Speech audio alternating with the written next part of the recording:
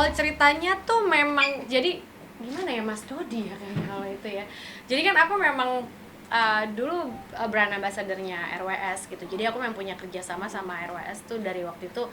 Dan apa ya, aku tahulah seluk beluk tempatnya sendiri seperti apa. Terus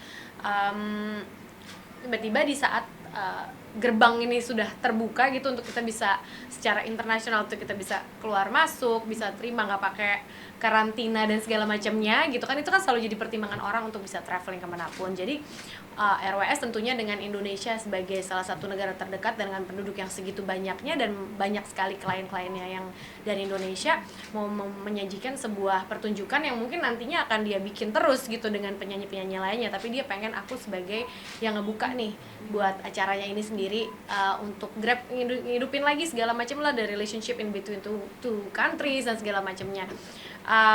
Terus aku pun di tahap hidup aku sendiri pun aku lagi ngerasa sepertinya aku sudah melewati banyak hal, sudah melewati berbagai macam proses, sampai aku juga merasa ini siap nih untuk bikin konser gitu, untuk bisa men-challenge diri aku lagi membuat konser. Tapi apa yang beda ya, karena ini kita maju lagi nih, ada di luar, nggak ada, bukan di Jakarta, bukan di Indonesia, tapi di Singapura gitu.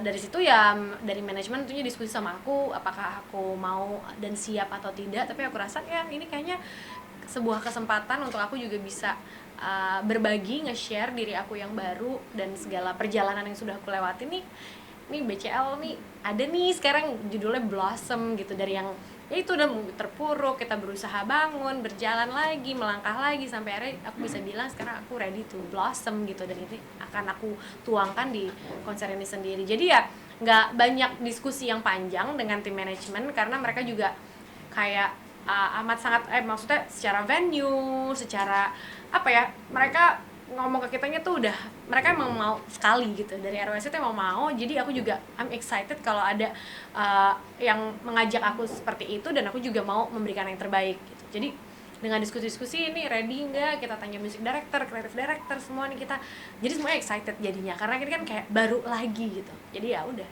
ya, I think prosesnya aja semuanya harus dilewatin gitu. Grieving sendiri kan ada prosesnya ya, dari kita belum bisa terima sampai kita belum sadar, sampai kita sadar gitu apa yang terjadi, terus setelah itu apa gitu kan, apa yang kita lakuin. Aku rasa jadi merinding gue.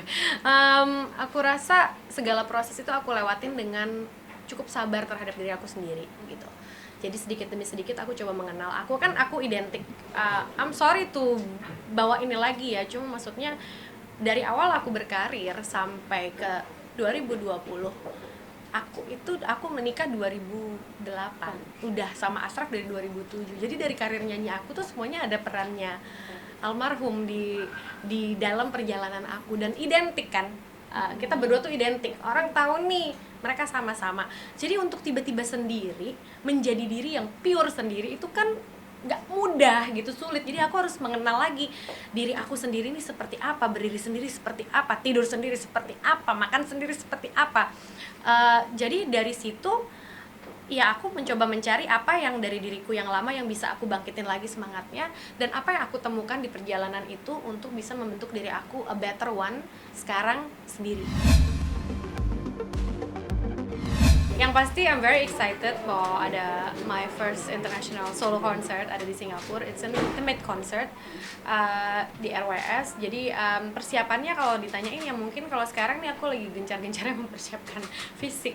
Karena for the first time aku pernah It's Me BCL itu kita aku nyanyi 27 lagu satu hari, tapi ini aku harus nyanyi 20 lagu untuk 2 hari berturut-turut. Jadi fisik harus lebih dipersiapkan lagi gitu, apalagi sebelumnya kan maksudnya kita pandemi dan kita nggak, ya semua juga tahu ya, mungkin menyanyi itu tidak sesering biasanya. Jadi aku pelan-pelan mesti menyesuaikan lagi fisik untuk bisa punya endurance yang cukup gitu ya untuk bisa menaklukkan 2 hari, karena kita tetap mau kasih experience yang sama berkesannya untuk kedua harinya gitu. Nggak mau kan tiba-tiba yang hari pertama oke, hari kedua drop gitu kan secara fisik gitu. Jadi aku nyiapin fisik, semua konsep panggung, lighting, visual, musik itu udah kita jalanin, tapi memang masih ada beberapa part yang masih kita on further discussion, masih kita diskusikan untuk bisa menyajikan sesuatu yang aku rasa paling tepat untuk disajikan di Blossom ini sendiri. Ya,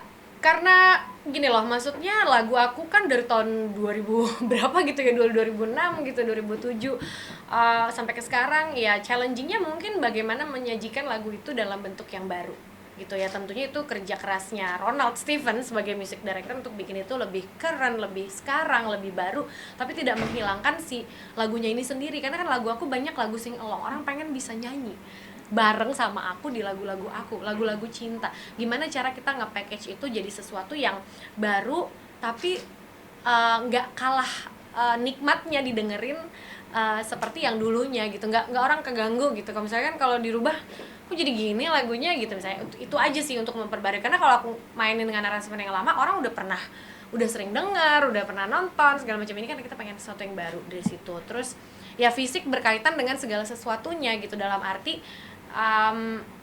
nanti number of yang melibatkan koreografi tentunya akan banyak gitu kan, karena secara image pun aku dari penyanyi ballad sekarang aku juga menyanyi dengan si BCL Boys ini gitu kan, selalu ada koreografi, terus konsepnya mau apa. Terus mungkin salah satu yang challenging juga karena nervousnya aja ya, nervousnya sendiri nih, aku mau present diri aku nih gimana sih gitu, memperkenalkan sesuatu yang orang udah kenal tapi ada perubahan, terus memperkenalkan lagi nih yang barunya seperti ini tuh kan nggak mudah gitu. Jadi itu dari mulai milih judul gitu kan, dari mulai nanti konsepnya seperti apa, visualnya seperti itu, all challenging, tapi it's a good challenge gitu, karena itu memaksa kita untuk grow lagi gitu. Jadi aku mikirnya oke, kita bikin, dan ini intimate kan, jadi bukan yang 10.000 orang yang nonton, tapi sehari ada 1.500 penonton. Jadi dengan venue yang skalanya untuk segitu. Jadi gimana menyajikan sesuatu yang entertaining visually sama didengar juga, orang juga senang. Jadi whole package itu sih challengingnya, untuk nyambungin semuanya. Terus bagaimana storytellingnya, orang udah tahu aku seperti apa, terus storytellingnya mau gimana, susunan lagu repertuarnya seperti apa, bajunya nanti kayak gimana, itu semua challenging. Tapi kalau aku personally, karena itu kan ada tim yang ngurus, tapi kalau buat aku personally tentunya fisik itu cukup challenging buat aku, karena itu kan my responsibility of my body and myself gitu kan. Jadi gimana caranya aku bisa menyajikan energi yang sama di 2 hari itu. Pilates, lari, renang, indoor cycling, semuanya aku lakukan untuk endurance, untuk ya maksudnya ngembaliin lagi muscle gitu kan, maksudnya untuk supaya nyanyinya fisiknya bisa kuat. Jadi emang segala macam olahraga yang emang aku rasa bisa membantu untuk performance ya aku lakuin. Tapi kalau pilates kan memang rutin ya, aku dari dulu memang nggak pernah berhenti pilates. Cuma mungkin yang sekarang aku lebih kencengin adalah kayak swimming, cycling, running gitu, mungkin lebih ke situnya sih, untuk kayak gimana nyanyi sambil dance gitu kan, dan bisa lumayan stabil suaranya, terus nggak kelihatan kayak kewalahan. Itu kan itu salah satu challenge-nya kalau misalnya mau nyanyi sambil dance.